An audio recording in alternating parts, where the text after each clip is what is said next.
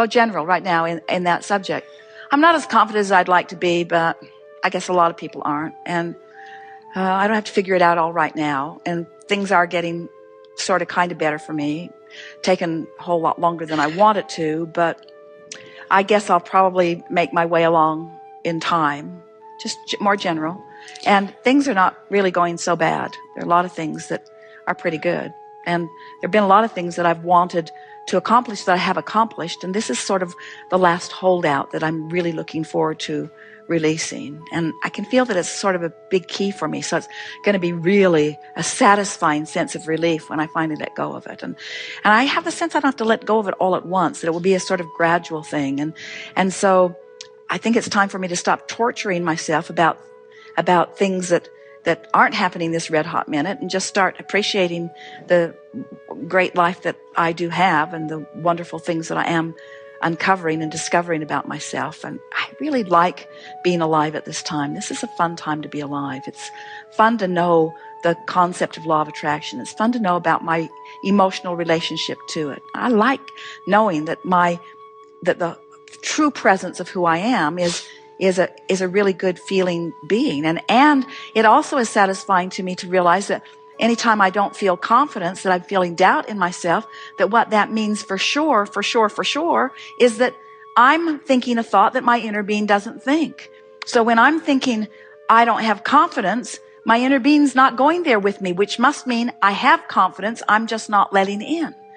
I love it that my inner being hangs in there tough and sure and true to who I am. And I love the idea of me working my way little by little into more presence of how my inner being feels. And that's what confidence is. That's what the feeling of confidence is. It's that all-knowingness, not necessarily that I have all the answers right now this red hot minute. That's the discussion we had earlier, because you don't want all the answers this red hot minute. It would be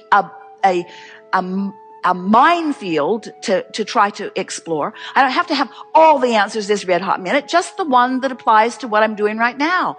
And I know that my inner being will feed it to me. I know that I'll just rendezvous with it. So next logical step, next logical step. I'm so proud of how I'm doing. I'm so pleased. I'm so full of zest for life. I'm so eager about moving on. I love knowing who I really am and what my inner being really feels. And I don't think it's such a bad thing to know what my inner being feels by me knowing its opposite. That's not a bad thing. That's a good thing. When I feel rotten, that means my inner being feels great. That's worth something, don't you think? Mm-hmm. In fact, the rottener I feel is a greater indication of how good my inner being feels. Isn't that good to know? Inner being, it's disgusting that you feel that good. Because if you didn't feel that good, I couldn't feel this bad. You need to adjust something. And inner being just stands and smiles, waiting for you to join the confidence and the knowledge. Confidence comes with knowledge. Knowledge comes with presence of source within you. I've got such a I have a strong desire that I'm on the flip side of, and I can't get there from there. In other words, my desire is so strong, but I'm not practiced in the other end of it. So every time you say that, you've been saying that a lot. I have a really, really, really strong desire. I have big goals. I have big expectations of myself and of life and of the government and of the economists. I have big expectations, and they and myself are letting us all down. In other words, and we say, go general. Go general. It keeps working out. The earth keeps spinning. The sun comes up every morning. The plants keep growing. The water keeps flowing. My heart pumps all through the night without my attention to it. Things are working well. I have big desires, but I have in time the ability to achieve all of them. It's just one step at a time. I don't have to go faster than I can go. When Esther was growing up, she lived in a very small town. There were 721 people until she left.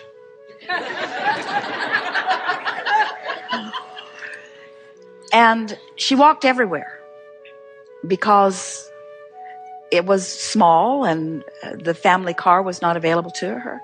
And she remembers the feeling of needing to go faster and not being able to.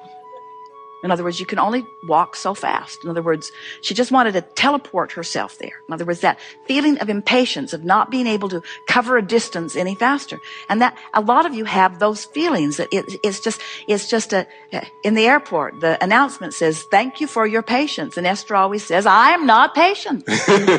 Don't thank me for patience. In other words, we don't want you to acquiesce. We don't want you to give in to that feeling of not enough momentum. And so when you say, "I have big goals," add to that, "I have big goals," which, like everybody's big goals, are unachievable all at once.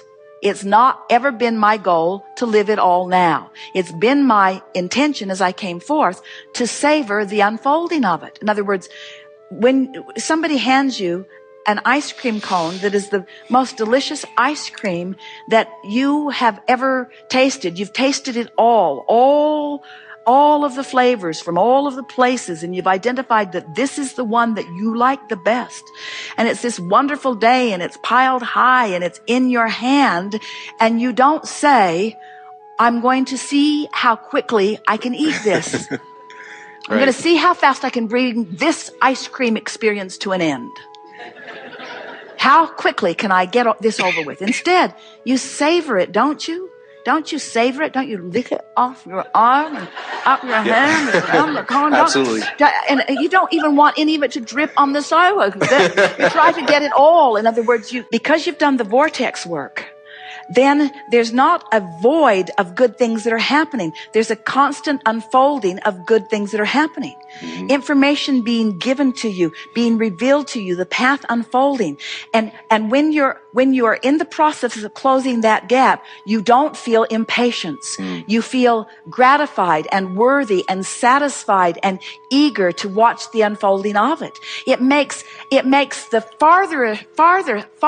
farness from where you want to be even more delicious, because the journey is satisfying every step of the way. It doesn't matter how far you are from where you want to be, as long as you're moving in the direction of it, there's satisfaction, you see. And most people keep thinking that the satisfaction only comes when you get there. That's flawed. That satisfaction lasts that long. And then you're off saying, "Is that all there is? Is that all there is?" And so the closing of the gap is such a delicious thing as long as you're closing the gap. So we don't want you to be critical of your negative emotion. We just want you to make it more general so that you can begin feeling the momentum of closing the gap. You don't even have to be positive before you start feeling good. Isn't that weird? Because everything's relative. When you were specifically negative, being less specifically negative feels better, and being generally negative feels better still. And then, can't you feel it beginning to build and build and build and build and build? And do you really want to miss any of that? Do you really want to miss any of that? Barbara and Esther were so playful in the airport in Atlanta that they began making friends with all kinds of people who followed them through. It was like they were making a movie together.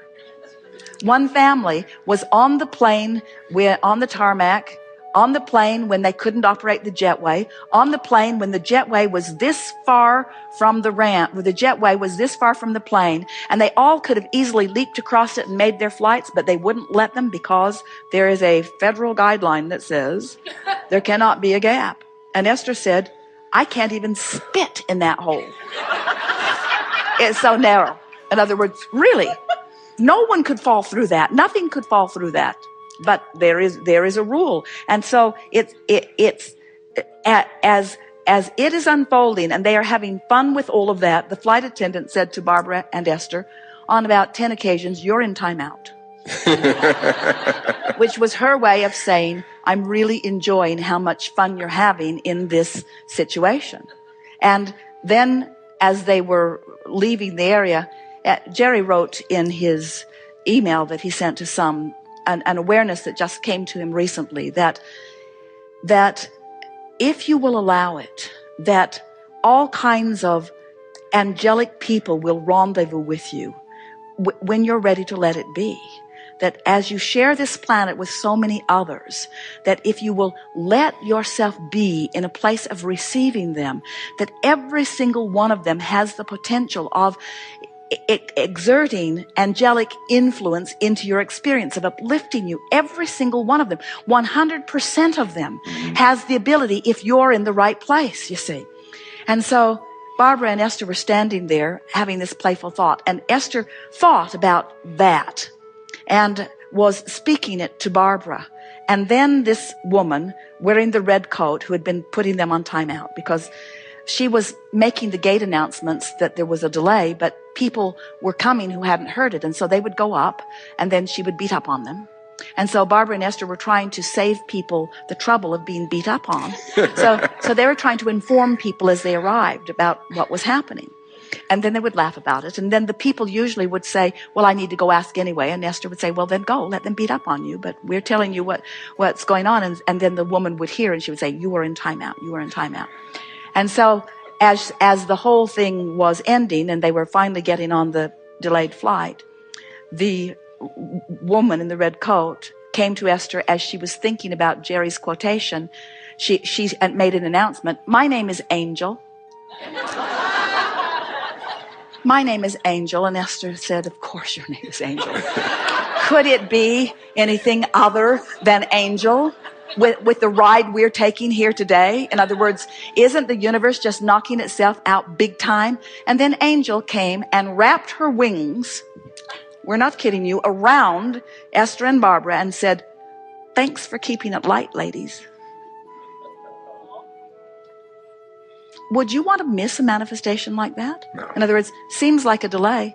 Seems like I'm going too slow. Seems like something's gone wrong.